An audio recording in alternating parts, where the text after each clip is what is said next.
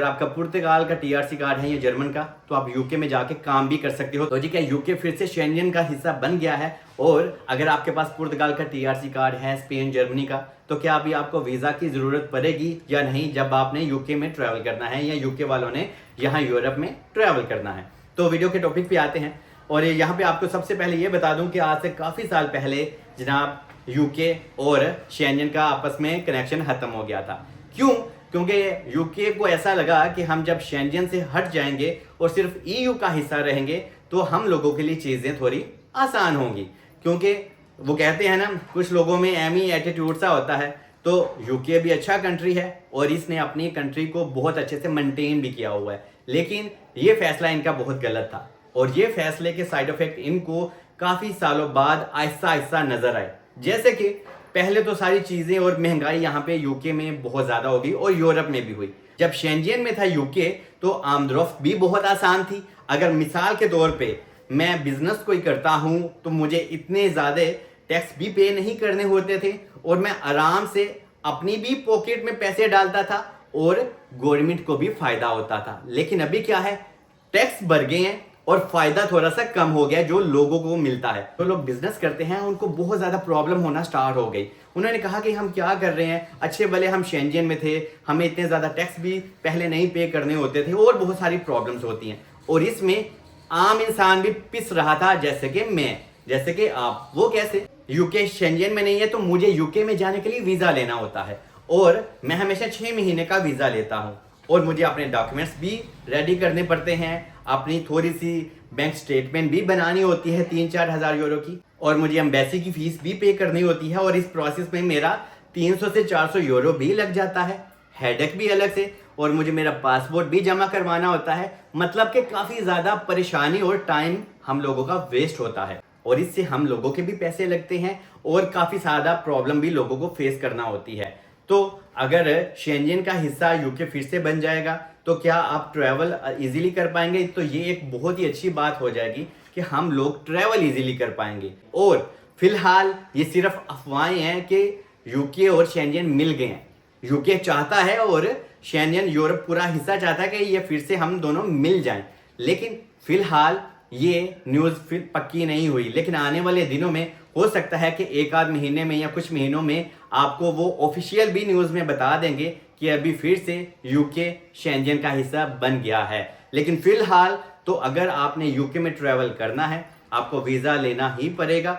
लेकिन जब ये दोनों चीज़ें मिल जाएंगी और अगर आप एक बिजनेसमैन भी हैं, बहुत ही ज़्यादा फायदा होगा। अगर आप इंपोर्ट एक्सपोर्ट भी करते हैं, सबसे ज़्यादा फायदा ही बिजनेसमैन को होगा और जो हम लोग आम से शहरी हैं हम लोगों को भी फायदा होगा कि हमें अपना वीज़ा प्रोसेस वगैरह नहीं करना होगा।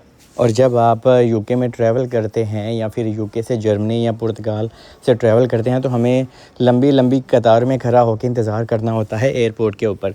तो उन चीज़ों से भी हमारी जान छूट जाएगी। जैसे कि मैं आपको बताया आता जाता ही रहता हूँ यूके में, अभी लास्ट वीक मैं वापस आया हूँ, तो इस वजह से बहुत सारी चीज़ें आसान हो जाएंगी। और क्या हम यूके में जाके काम भी कर सकते हैं? एक इंसान की मैंने वीडियो भी देखी, किसी ने मुझे मेंशन किया था कि सलमान ये क्या हो रहा है, क्या ये सच है? उसमें वो बता रहा था कि अभी अगर आपका पुर्तगाल का टीआरसी कार्ड है या जर्मन का तो आप यूके में जाके काम भी कर सकते हो। तो ऐसा कोई सीन नहीं है। मुझे जो वीज़ा भी 6 महीने का यूके देता है ना, उसके ऊपर भी लिखा होता है कि आप सिर्फ 6 महीने ट्रैवल कर सकते हैं, काम नहीं कर सकते। और कोई भी टेम्परेरी टीआरसी कार्ड हो तो उसकी बेस पे आप यूके में, इवन जर्मनी में भी जाके आप काम नहीं कर सकते। ये अगर आपको कोई कहता है ना कि हाँ भाई अभी तो यूके शेंजन में आ गया और अभी आप यूके में आके भी काम कर सकते हैं, तो ये बिल्कुल गलत है। अगर शेंजन और यूके दोनों मिल भी जाएंगे ना तो भी ऐसा मुमकिन नहीं होगा, क्योंकि यार अगर ऐसा मुमकिन हो गया तो पुर्तगाल जो सानू कम नहीं लगता तो हम लोग तो सारे फिर यूके में भाग जाएंगे, तो फिर यूके वाले अगों की सब बच जाएंगे। तो इस वजह से ये चीज़ है और इस बात में कोई सच्चाई नहीं है। लेकिन ये होगा कि हमें ट्रैवल करना आसान होगा, हम लोग जो इतनी ज़्यादा एफर्ट करते हैं वीज़ा हासिल करने के लिए वो नहीं करनी होगी। और ये गवर्नमेंट लेवल पे भी बहुत सारी चीज़ें वहां से यहाँ आती हैं, जिसमें खाने पीने की भी चीज़ होती है, प्रोडक्ट्स होती हैं, A to Z एक एक चीज़ होती है, ठीक है, फल फ्रूट पता नहीं क्या कुछ।